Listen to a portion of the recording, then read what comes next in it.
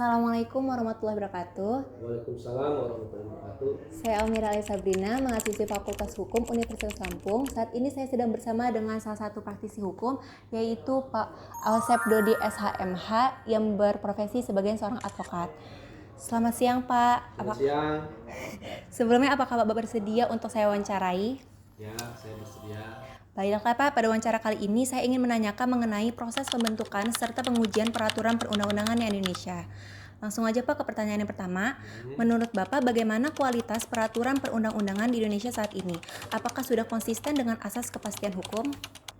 Ya, jadi kalau mengacu kepada dasar hukum pembentukan peraturan perundang-undangan di negara kita, di Indonesia tercinta ini, itu kalau nggak salah Undang-Undang Nomor 12 Tahun 2011, itu urutan pertama itu ada Undang-Undang 45 sebagai grand norma dari peraturan undang-undang yang ada. Kemudian yang kedua itu ada TAP MPR. Kemudian di bawahnya lagi itu ada Perpu, peraturan pengganti undang-undang. Kemudian itu ada peraturan pemerintah atau peraturan presiden. Terus diikuti dengan peraturan gubernur atau peraturan daerah. Nah, tadi bicara pertanyaannya bahwa apakah pembentukan peraturan perundang ini mempunyai nilai kepastian hukum. Kalau dia sudah diundangan, tentu harapannya dia mempunyai kepastian hukum. Karena di dalamnya ada aturan, ada juga sanksi-sanksi.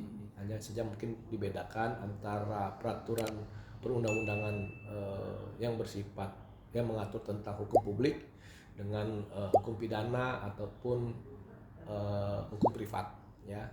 Nah, kalau kita bicara tentang lembaga mana yang mengeluarkan atau memproduksi undang-undang ini sendiri, Indonesia telah mengatur, ya. Hukum tata negara di Indonesia mengatur sistem pembagian kekuasaan, di mana ada lembaga eksekutif, ada lembaga legislatif, dan ada lembaga yudikatif. Nah, lembaga legislatif ini salah satu produknya adalah membentuk undang-undang.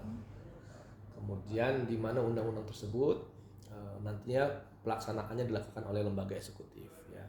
Itu yang sifatnya deregulasi yang dilakukan oleh pemerintah sebagai penjelmaan daripada wakil rakyatnya.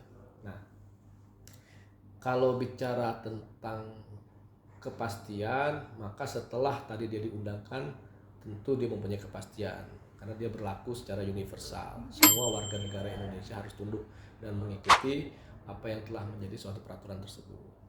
Nah, akan tetapi mungkin masalah timbul nanti ketika di dalam prakteknya di lapangan, ketika implementasi di lapangan, karena bisa saja ada perbedaan-perbedaan tafsir yang dilakukan, baik itu oleh aparat penegak hukum itu sendiri, oleh aparat penegak hukum ini kan ada 4, ya. Ada 4 pilar, ada advokat sendiri, ada polisi, jaksa, hakim gitu, ya.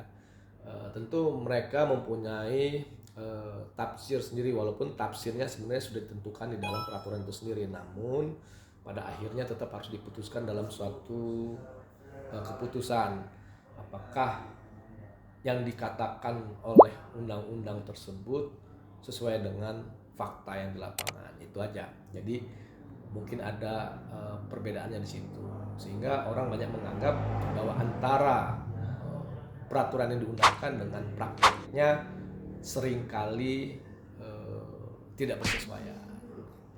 Jadi kalau ditanyakan apakah itu hal yang wajar, ya itu masih dimaklumi, gitu, ya. Karena memang hukum ini kan tidak bisa berlaku. Maksudnya begini, hukum di Indonesia ini juga tidak bisa mengikuti percepatan perkembangan zaman. Memang dia tetap selalu ketinggalan, karena kan biasanya hukum itu dibentuk setelah adanya gejala atau dinamika persoalan-persoalan yang terjadi di masyarakat, baru dirancang bangun aturannya. Walaupun memang tidak sedikit juga ada peraturan-peraturan yang sifatnya ke depan, ya. Namun kebanyakan hukum dibuat itu memang sebagai alat, ya, untuk mengontrol kehidupan kita dalam berbangsa, bernegara, dan bermasyarakat. Gitu. Baik Pak, terima kasih atas jawaban Bapak. Kemudian lanjut ke pertanyaan kedua, apakah dalam praktik sering terjadi peraturan perundang-undangan yang saling bertentangan dan bagaimana cara Bapak menyikapinya? Ya, jadi kan seperti saya katakan tadi, memang setiap aturan itu mempunyai kepastian hukum. Karena mempunyai kepastian hukum, karena ketika di prakteknya, khususnya kita advokat ini, pengacara ini, misalnya kita menggunakan aturan-aturan tentang pembelaan terhadap klien, ya, kepentingan klien. Nah, misalnya kita berpegang pada misalnya Undang-Undang Nomor 1 Tahun 2004 tentang kendaraan keuangan negara, bahwa penyitaan itu yang dilakukan ya, terhadap uang yang akan diserahkan kepada negara, kas negara atau kas daerah itu dilarang dalam penyitaan oleh pihak manapun. Nah, kadang-kadang aparat penegak hukum itu melakukan proses penyitaan tanpa melihat aturan hukum tadi, ya, aturan hukum nomor 1 tahun 2004. Disinilah fungsinya kita sebagai advokat memberikan perlindungan dan juga sekaligus edukasi bahwa ada aturan lain yang memang melarang untuk aparat penegak hukum bertindak semena-mena tanpa mengikuti aturan-aturan hukum yang juga mempunyai kepastian hukum dan mempunyai konsekuensi. Seperti itu. Nah, selanjutnya bagaimana apabila terjadi seperti itu, ya kalau memang prosesnya sampai pada tingkat pemeriksaan di pengadilan, maka akan kita serahkan kepada hakim yang memimpin persidangan. Dan kita harapkan hakim itu bertindak profesional, objektif, dan juga bukan saja transparan dan akuntabel, tetapi juga berpikir yang progresif. Saat ini kita membutuhkan aparat penegak hukum yang berpikir progresif. Jadi karena orang yang berpikir progresif, aparat penegak hukum yang berpikir progresif, maka dia berpikir bahwa keadilan itu adalah keadilan yang sebenarnya yang diminta oleh masyarakat. Jadi bukan yang memang ditentukan menurut aturan-aturan hukum semata. Jadi bukan dogmatik, tapi dia lebih ke toleransi masyarakat. Baik Pak, terima kasih atas jawaban yang telah Bapak berikan.